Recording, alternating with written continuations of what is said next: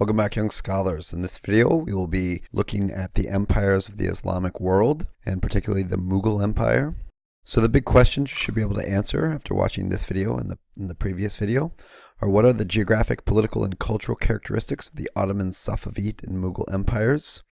And then you should be able to compare those empires by identifying the similarities and differences. So in the last video, we discussed the Ottoman Empire, located in the Middle East, North Africa, and parts of the Balkan Peninsula. We also discussed the Safavid Empire in Persia.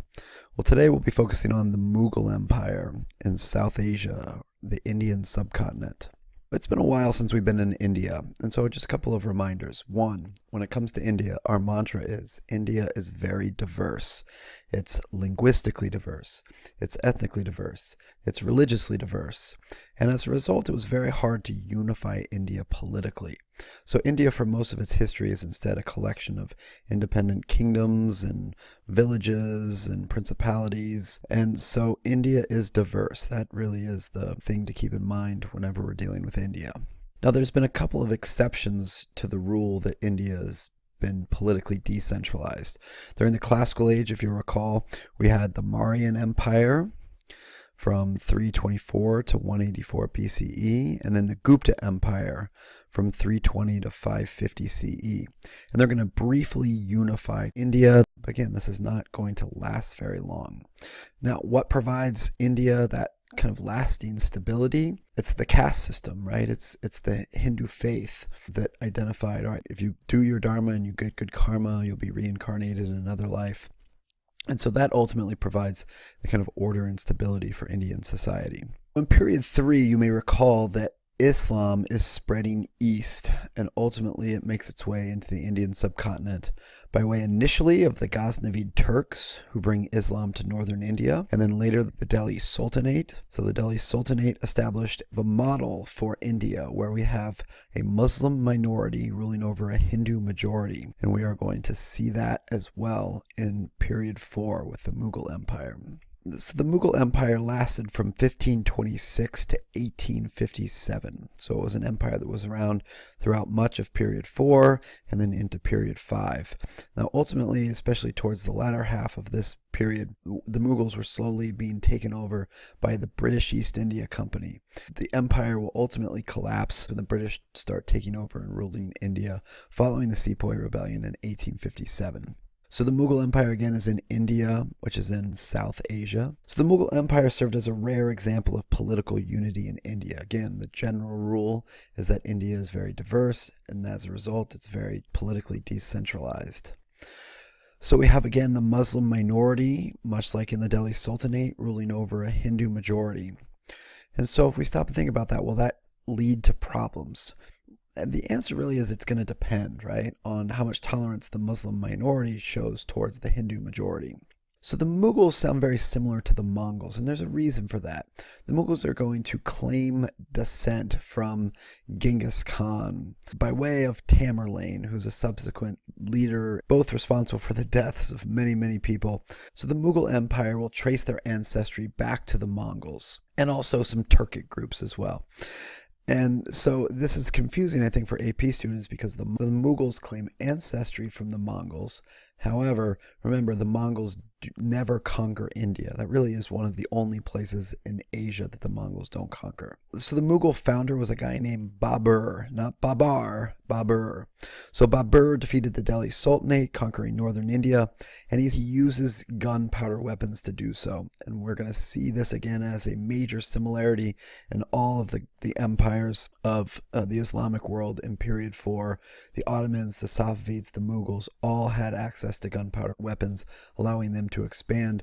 But again, this isn't anything really unique to the Islamic world, because remember, other empires like the Spanish, like the Portuguese, like the Russians, all had gunpowder weapons that they were using in period 4. So Babur is going to found the Mughal Empire, but ultimately it's subsequent rulers that you need to be more familiar with, particularly 2. So Akbar is going to centralize rule for the Mughal Empire between 1556 and 1605, and you can see in red here the location to which Akbar is going to spread. The Mughal ruler is known as an emperor, Below the emperor, we have these zamindars. These are localized princes. They're local leaders who control large territories.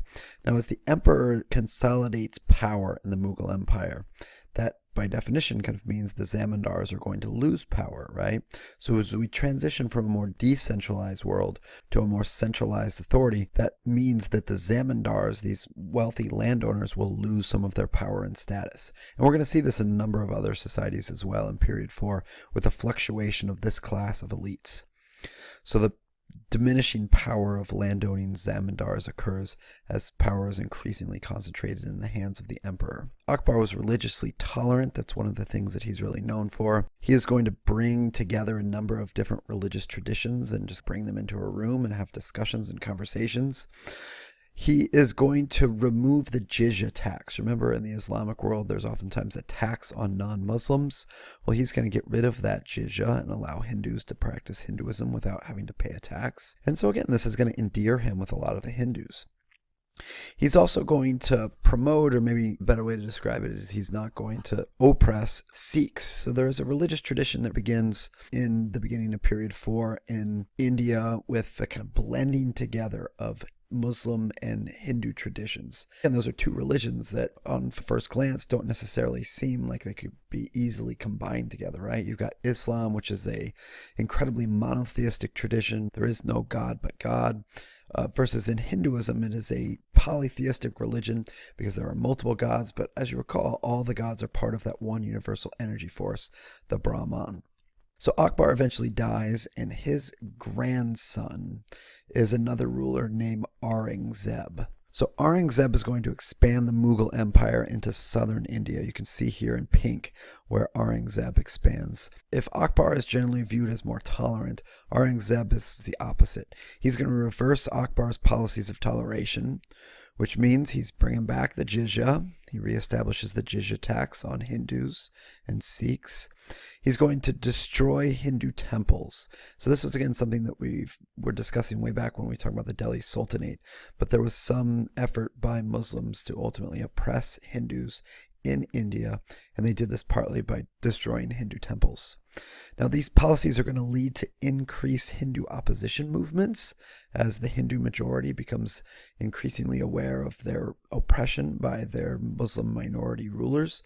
But we're going to basically kind of put that story on pause for about 100 years because ultimately the British are about to come into India and seize control and essentially oppress both the Hindus and the Muslims. The Mughal Empire is probably maybe most well known as patrons of the arts and architecture.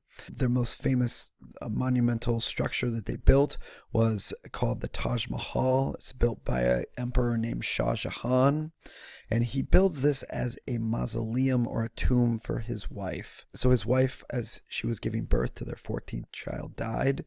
And so he spends nearly the rest of his life constructing this ornate piece of monumental architecture, which really, again, is designed to legitimate the power of the ruler. Whenever we're talking about building magnificent grand buildings like the Taj Mahal, built out of white marble and just immaculate construction, really that's designed to legitimize the ruler's power. So the next thing that you should do is identify some of the similarities and differences between the Ottoman, the Safavid, and the Mughal empires. So you could do this by filling out a Venn diagram that looks like this. And here are the questions that you should ultimately be answering in this Venn diagram.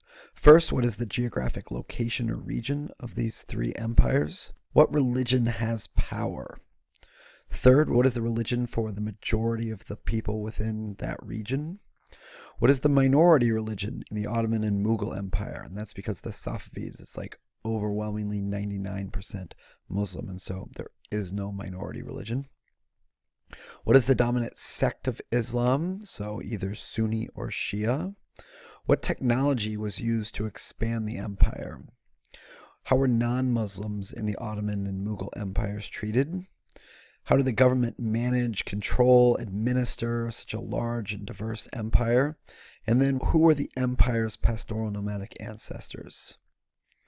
So again, this is what your Venn diagram should look like. So after watching this video, you should be able to answer this first big question. How did the Ottomans, Safavids, and Mughals unify diverse peoples within their empire?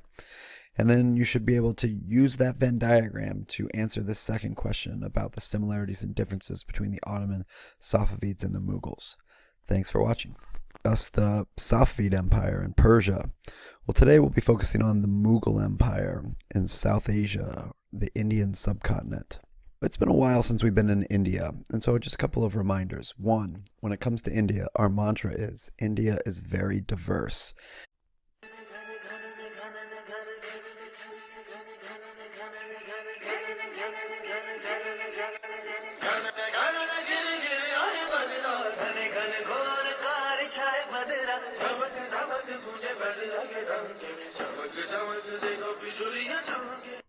Welcome back, young scholars. In this video, we will be looking at the empires of the Islamic world, and particularly the Mughal Empire.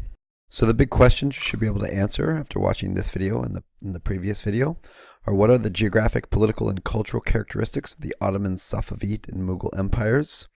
And then you should be able to compare those empires by identifying the similarities and differences. So in the last video, we discussed the Ottoman Empire, located in the Middle East, North Africa, and parts of the Balkan Peninsula. We also discussed it's linguistically diverse, it's ethnically diverse, it's religiously diverse, and as a result, it was very hard to unify India politically. So India, for most of its history, is instead a collection of independent kingdoms and villages and principalities, and